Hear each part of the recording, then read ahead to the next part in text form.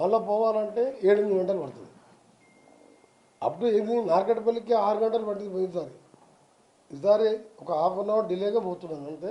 అది కూడా toll gate దగ్గరనే. మిగిలిన రోడ్లు అన్నీ కూడా వైండింగ్ చేయడం జరిగింది. ఈ విధంగా మా ఆఫీసర్లకు, కలెక్టర్లకు, మా R N B, national highway, transport department వాళ్ళు సహకరించినందుకు ఇంకా కూడా ఈ 3 రోజులు కష్టపడాలని, అవసరం ఉంటే రేపు కూడా నేను ఒకసారి మళ్ళొకసారి హైవే కూడా ఇన్స్పెక్షన్ చేయడం జరుగుతుంటుంది. ఎప్పటికప్పుడు స్మూత్గా చేరుకొని సంతోషంగా పండుగ చేసుకొని మళ్ళీ హైదరాబాద్కి వచ్చే విధంగా ఏర్పాటు చేయడం జరిగింది. దాని మీదనే మా ఆఫీసర్స్తో వికాసరాజు ఢిల్లీ మేము మాట్లాడినప్పుడు మీరు లోకల్లో ప్రాజెక్ట్ డైరెక్టర్స్ ఆర్ఓస్ ఉంటారు, వాళ్ళతో కోఆర్డినేట్ చేసుకొని ఒక 200 మీటర్స్ 500 మీటర్ ఎక్కువ అని మేము రెగ్యులర్గా పర్మిషన్ ఇవ్వాలంటే మన అన్ని స్టేట్లలో ఏదో దగ్గర ఇలాంటివి ఉంటాయి. దానికి మేము పర్మిషన్ ఇవ్వలేము. ఇది ప్రైవేట్ టోల్ అయితేనేమో మేము వాళ్ళకి ఇన్స్ట్రక్షన్ ఇవ్వచ్చు. ఇది నేషనల్ హైవేనే చేస్తుంది కాబట్టి నేషనల్ హైవే డిపార్ట్మెంట్ పలానా తెలంగాణ ఇచ్చినా కూడా మాకెందుకు చేయలే అంటారు. సో మీరు పీడీ గారికి చెప్పమని చెప్పాను. పీడీ గారు, ఆర్ఓ గారు నాకు టచ్లో ఉన్నారు, శివశంకర్ గారు, పీడీ గారు శ్రీనివాస్ గారు ఉన్నారు. వాళ్ళు మొత్తం నా ఎమ్మడి వచ్చాను. వాళ్ళు కూడా మా కలెక్టర్కి చెప్పిన అవసరం ఉంటే కలెక్టర్ గారిని టోల్ గేట్ దగ్గరనే ఒక 2-3 అవర్స్ ఉండమని చెప్పి భువనగిరి, నల్గొండ, సూర్యాపేట కలెక్టర్లకు కూడా ఇన్స్ట్రక్షన్స్ ఇవ్వడం జరిగింది.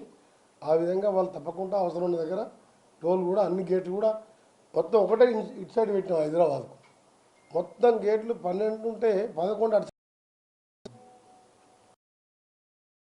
ఈసారికి కొద్దిగా better.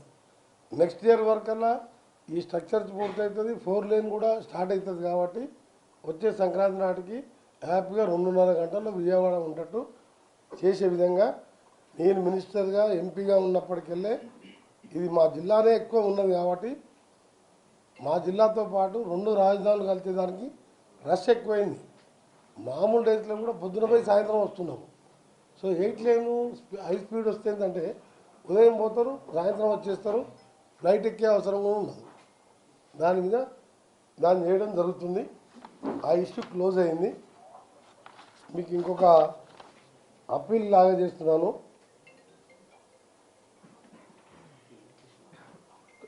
That is the different issue, official issue. అది కూడా ఇంపార్టెంట్. కాకపోతే దీంతో పాటు ఈరోజు నిన్న ఈరోజు సోషల్ మీడియాలో 1-2 ఛానల్స్లో మహిళా అధికారుల మీద ఒక చెప్పలేని భాషలో రాయడం, అది కూడా నల్గొండ జిల్లా అధికారుల మీద అని చెప్పి ఆ జిల్లా మంత్రి మీద రాయడం, దాన్ని తీవ్రంగా ఖండించడమే కాదు, ఒక మహిళా అధికారులని ట్రాన్స్ఫర్ చేసే అధికారం ఎవరికి ఉంటుందంటే ముఖ్యమంత్రి గారు, చీఫ్ సెక్రటరీ గారు, వాళ్ళు తీసుకునే నిర్ణయం. నల్గొండలో నేను వచ్చిన తర్వాత 4 కలెక్టర్లు మారింది. ఆ కలెక్టర్ల పోస్టింగ్లో కానీ ముఖ్యమంత్రి గారు మా జిల్లానే కాదు ఏ జిల్లాలో కూడా ముఖ్యమంత్రి గారు ఆ జిల్లా మినిస్టర్లకు ఇన్ఫార్మ్ చేయరు, మాకు చెప్పి ట్రాన్స్ఫర్ చేయరు. రెండవ విషయం, ఒక ఐఏఎస్ ఐపీఎస్ కావాలంటే ఒక తపస్సులాగా ఎంతో కష్టపడి మేధావి అయితే తప్ప ఐఏఎస్ ఐపీఎస్ ఉద్యోగాలు రావు. ఎమ్మెల్యే ఎంపీ అంటే ప్రజలలో ఉండి పోరాటం చేసి ప్రజల పక్షాన ఉండి ఒక పార్టీ సపోర్ట్తోనో అవసరం వస్తే ఇంకా బాగా ఇండిపెండెంట్ ఎమ్మెల్యే కావచ్చు. కానీ అలాంటి ఐఏఎస్ ఐపీఎస్లని బాగా కష్టపడే వారిని ప్రజల కోసం 24 గంటలు ఐపీఎస్లకు కానీ ఐఏఎస్లకు కానీ సెలవులు ఉండవు. జిల్లా మొత్తం అన్ని డిపార్ట్మెంటు వాళ్ళే చూసుకోవాలి. వాళ్ళకు ట్రాన్స్ఫర్లు ప్రమోషన్లు రిటైర్మెంట్ అనేది ఉద్యోగస్తులకు తప్పని. అది ప్రభుత్వం తీసుకునే చర్య. ఆ చర్యలో భాగంగా అక్కడ ట్రాన్స్ఫర్ జరిగి వేరే జిల్లాలకు పోయి జాయిన్ అయిన తర్వాత సోషల్ మీడియాలో ఇండైరెక్ట్గా ఆ జిల్లా మంత్రి అని చెప్పి ఆఫీసర్ల మీద ఆ విధంగా అభాండాలు వేయడాన్ని తీవ్రంగా ఖండిస్తూ మీడియా మిత్రులకు, అన్ని రకాల మీడియా మిత్రులకు నేను సవినయంగా విజ్ఞప్తి చేస్తున్నా. మీరు రాసే ప్రతి రాత, మీరు చెప్పే సైడ్కి వెళ్ళి చెప్పేది కానీ మీరు ఒకటే గుర్తుపెట్టుకోవాలి, మీకు కూడా భార్య పిల్లలు ఉంటారు, అక్కా చెల్లెలు ఉంటారు, దగ్గర బంధువులు ఉంటారు, మీ ఇంట్లో మహిళలు ఉంటారు. వాళ్ళను కూడా ఎవరైనా ఈ విధంగా మీ మీద అంటే మీరు ఎంత బాధపడతారో ఆలోచించుకోవాలి. మీ సరే ఆ ఛానల్ ఎక్కువ రేటింగ్ పెరగాలనో, యూట్యూబ్ ఛానల్ అయితే లైక్స్ రావాలనో కాంపిటీషన్లో పడి ఆ మహిళా ఆఫీసర్లని మానసికంగా ఇబ్బంది పెట్టడం సరైన పద్ధతి కాదని చెప్పి, అది స్టేట్ మీడియా కానీ సోషల్ మీడియా కానీ మీరందరూ కూడా దానికి ఒకసారి మీరు గుండె మీద చేసుకొని ఆలోచించుకోవాలి. రేపు మీకు ఈ పరిస్థితి ఎదురైతే ఏ విధంగా ఉంటుంది? రాజకీయ నాయకులు అంటారా, ముఖ్యమంత్రి మీద కూడా వచ్చినాయి సోషల్ మీడియాలో, కొన్ని నా మీద వచ్చినాయి, నిన్న మొన్న ఇంకో మంత్రి మీద కూడా వచ్చినాయి. సరే, రాజకీయాలలో విమర్శలు ఉంటాయి, ప్రశంసలు ఉంటాయి, మేము తట్టుకుంటాం. కానీ మీరు 24 గంటలు ఐఏఎస్ ఎంపీ కంటే మీ చూడండి ఎన్ని ఏళ్ళ మీద చెప్పవచ్చు, వేల మీద ఉంటారు. 140 కోట్ల మంది, ఎంతమంది ఐఏఎస్ ఐపీఎస్ ఆఫీసర్లు ఉంటారు? ఇప్పుడు వాళ్ళ ఫ్యామిలీ వాళ్ళు ఏ విధంగా ఆలోచించుకోవాలి, ఎట్లా బతకాలి మీరు? అంటే సమాజంలో మీకు ఏ ప్రింట్ కానీ, ఎలక్ట్రానిక్ కానీ, సోషల్ మీడియా కానీ మేము గౌరవిస్తాం, కానీ మీకు ఎంతో బాధ్యత ఉంటుంది. ఆ బాధ్యతను నిర్వర్తించడంలో మీరు కరెక్ట్గా ఉండాలనే నా విజ్ఞప్తి. మీరని వాళ్ళని మానసిక విధంగా ఇబ్బందులు పెట్టి మీకు వ్యక్తిగతంగా ఏమైనా చెప్పాలంటే మీకు డైరెక్ట్గా వచ్చి చెప్పొచ్చు, మీ ఇది తప్పు ఇది కరెక్ట్ అని కూడా మీరు చెప్పొచ్చు. కానీ మీ సోషల్ మీడియా ఛానల్ పెట్టి, అందుకనే మీ సోషల్ మీడియా వాళ్ళని కూడా విమర్శిస్తలేదు. మీరే ఆలోచించుకోని, మీకు రేపు ఈ పరిస్థితి అయితే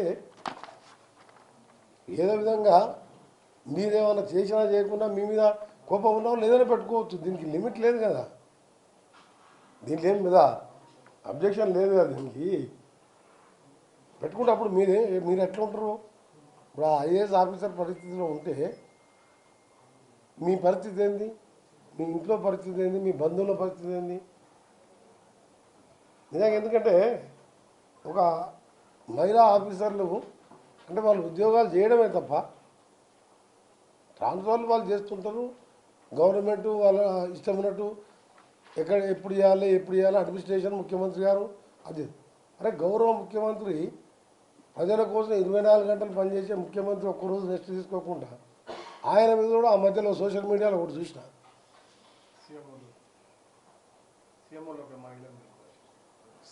సీఎంఓ మహిళది ఒకటి, అంతకంటే ముందు ఇంకా ఘోరమైన వీడియో చూసినాం. సీఎం గారిది అసలు నమ్మడం కాదు, నమ్మరు. సీఎం గారు అదేసి ప్లస్ మళ్ళీ సీఎంఓలో మహిళ అని చెప్పి మనం కొట్టేసింది. ఇవన్నీ అది సీఎంఓ గారిది, సీఎం గారి ఫస్ట్ వచ్చింది చూసినా కానీ సెకండ్ వచ్చింది చూడలే, ఎవరో చెప్పింది. రెండోది మన ఇన్ఛార్జ్ మినిస్టర్ మొదటిసారి ఎమ్మెల్యే అది అని చెప్పి నిలమానం మళ్ళీ. నేను చెప్పేది ఒకటే ఏంటంటే, మా మీద వేసుకోండి ఒకసారి, మా మీద వేయండి, కొన్ని రోజులు బాధపడతాం. మాకు కూడా భార్య పిల్లలు వాళ్ళు కూడా బాధపడతారు, మా బంధువులు బాధపడతారు, మా కార్యకర్తలు బాధపడతారు. కానీ ఆఫీసర్లు మహిళా ఐఏఎస్ ఆఫీసర్లను చూడకుండా అసలు ఎక్కడ పోతుంది అర్థమవుతలేదు నాకేది.